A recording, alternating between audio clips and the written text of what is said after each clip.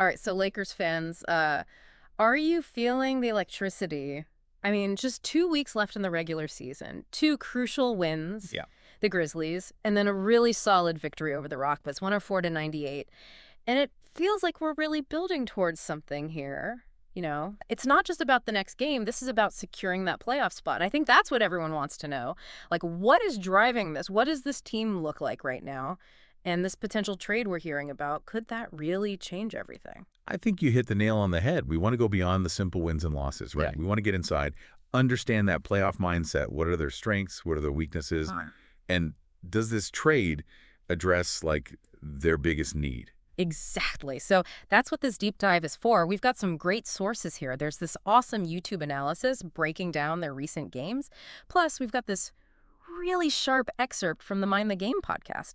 And this features some really familiar voices, some big basketball minds, and they get into the team's current state. And of course, they couldn't resist talking about this possible blockbuster trade. The thing that jumped out at me right away from both sources is this sense of urgency. Like, you can really feel it around this team. And the YouTube analysis just drives that home. It's like internally, the conversation is completely shifted as the playoffs get closer. Yeah.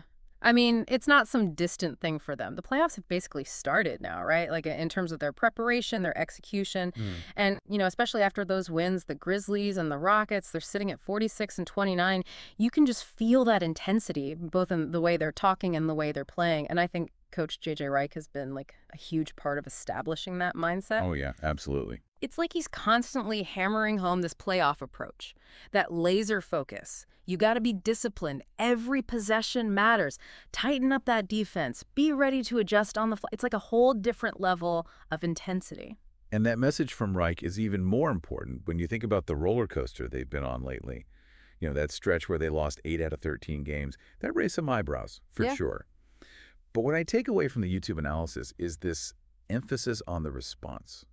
Like, how are they bouncing back? That's the key thing Reich is focused on. And it's a good point because they control their own destiny, right?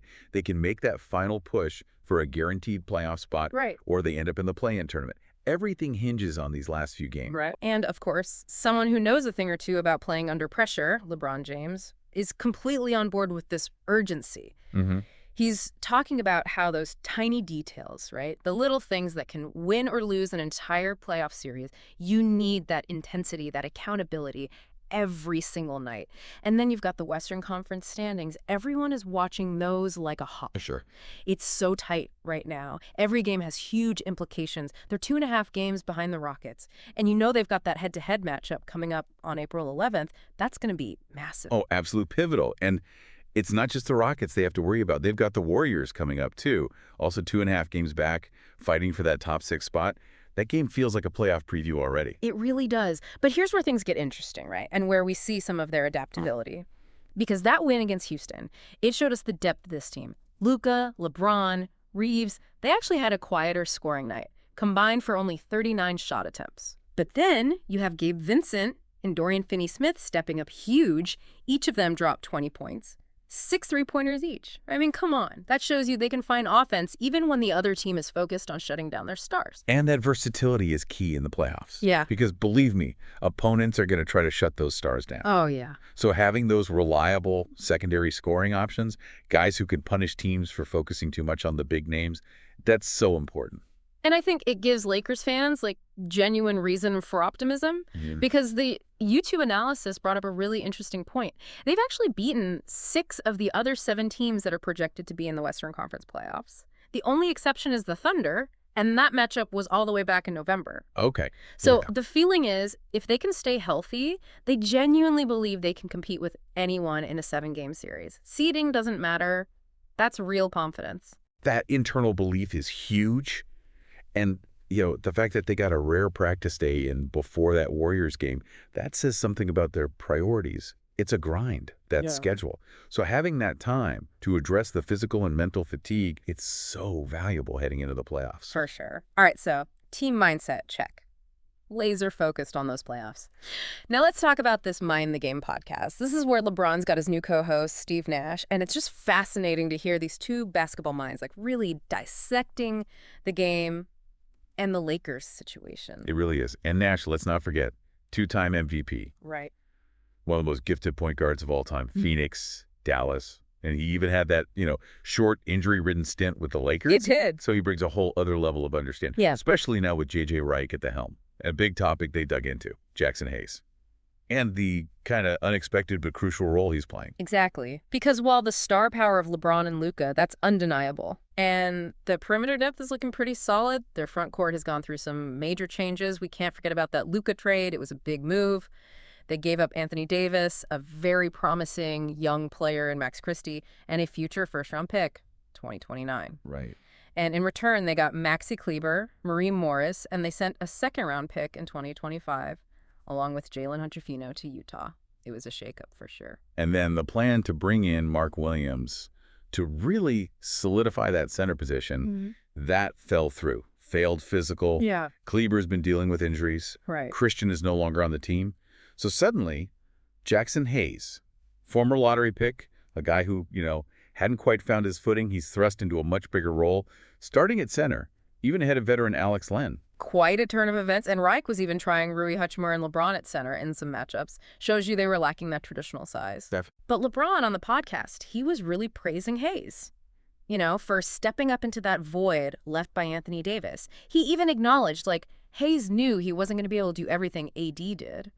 And Hayes has really risen to the occasion. You look at the numbers, 7 points a game, over 73% shooting, close to 5 rebounds, a block. But the stats don't tell the whole story. LeBron was talking about his energy, his efficiency, his ability to be that lob threat. Right. Especially in the pick and roll with Luka. That opens up the offense in a big way. Oh, for sure. Because a lob threat, for people who don't know, it's not just about scoring. It's about understanding spacing. It's about being that athletic target near the basket. Right. Luka can just throw it up there and Hayes can go get it. And beyond the scoring, it's the hustle. Yeah. Contesting shots, battling for rebounds, often against bigger guys. That's been so important for the Lakers, especially when they're playing small ball. And for Hayes, personally, this is a huge opportunity. Free agency coming up this summer. So how he performs now could completely change his future. Staying with the Lakers, his overall value, it's all in the line. And being around LeBron, Luka, those caliber players, it's got to be accelerating his development. Yeah. Boosting his confidence. But the playoffs are a different beast. He's going up against some elite centers in the West. That's going to be a real test. Which brings us to this proposed Nick Claxton trade. Because even with Hayes doing so well, the podcast touched on this ongoing need for a dominant center. That true rim protector who can anchor the defense. It's a piece they haven't really been able to replace since that Luka trade. And that's the key piece they're missing, right? So the trade that's being talked about, the Lakers would get Nick Claxton from the Nets. And they would send Rui Hachimura, Gabe Vincent, and a 2031 first-round pick to Brooklyn. So let's break this down. What would this mean for the Lakers? Claxton is a top-tier shot blocker, really good rebounder. He immediately upgrades that interior defense, gives them that physical presence they've been lacking. And, like the YouTube analysis pointed out, their perimeter defense has been decent. But against teams with strong interior scoring, that's where they struggle. Claxton, he can protect the rim. He can switch on to smaller, quicker guys. It's a huge asset in today's NBA. And offensively, he's not just a defensive specialist, efficient scorer, especially as a lob threat, finisher around the rim. That fits perfectly with Luka's passing ability. Absolutely. Think about those pick and rolls. Claxton with that athleticism, it's scary. For sure. Now, for the Nets, this trade is more about the future. They're rebuilding after losing Durant, Irving, Harden. So getting a proven scorer like Hachimura, a solid two-way guard in Vincent, and most importantly, that future first-rounder in 2031, that's very appealing, especially when you consider LeBron's age and the Lakers' long-term outlook. It's kind of uncertain. Yeah, that 2031 pick is the big prize for Brooklyn. Rebuilding teams, they want draft capital. Those picks, they represent potential. The chance to draft young stars who can build the franchise. And Hachimura and Vincent, they bring some immediate value as role players. Right. But of course, there are hurdles. Claxton's a highly sought-after young center. There's going to be competition. Other teams are going to want him. Could lead to a bidding war, Right. Which means the Lakers might have to give up even more. And then the question is, are the Nets even willing to trade him? Yeah. He's a key part of their defense. Maybe they want to keep him. Unless they're fully committing to a rebuild, it's a gamble. Absolutely. Yeah. And if the price gets too high, the Lakers might have to look elsewhere. Maybe there are some veteran centers out there, guys who can provide that rim protection, that rebounding, maybe on a shorter-term deal. Right. But imagine if they do land Claxton. The YouTube analysis, they said the Lakers roster would be one of the most balanced in the league. You'd have Luka, LeBron, elite scoring, Yeah. solid perimeter defense with guys like Reeves, and then Claxton as that anchor in the paint. Imagine a lineup with Doncic, Reeves, James, Vanderbilt, Claxton. Versatility on both ends of the court. They could match up with anyone. It's exciting to think about. And Claxton's only 24. He can still get better offensively. And with a playmaker like Luka, that's a scary combination. Even when LeBron decides to hang it up, they've got a foundation for the future. It's a great point. So this Nick Claxton trade, it makes sense for both sides. It addresses the Lakers' biggest need. It gives the Nets some valuable assets for their rebuild. And just to put some numbers on it, the analysis mentioned Claxton averaging about 10 points, 7.5 rebounds. Right. Rui Hachimura, about 13 points, 5 rebounds. And Gabe Vincent, chipping in around 6 points, some playmaking. It gives you an idea of what's at stake. Yeah. So, big picture. The Lakers are in a win-now mode. That urgency is real. Team depth is crucial. Jackson Hayes, he's stepped up in a big way. Yeah. And Nick Claxton, he could be the missing piece, that dominant center. Impacts their playoff chances now and shapes their future.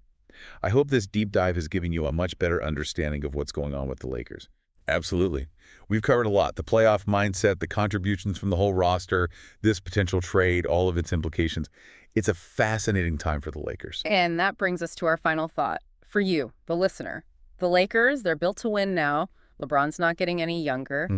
But acquiring a young player like Claxton, that has long-term implications. So what do you think is more important? Capitalizing on this moment, going all in for championship?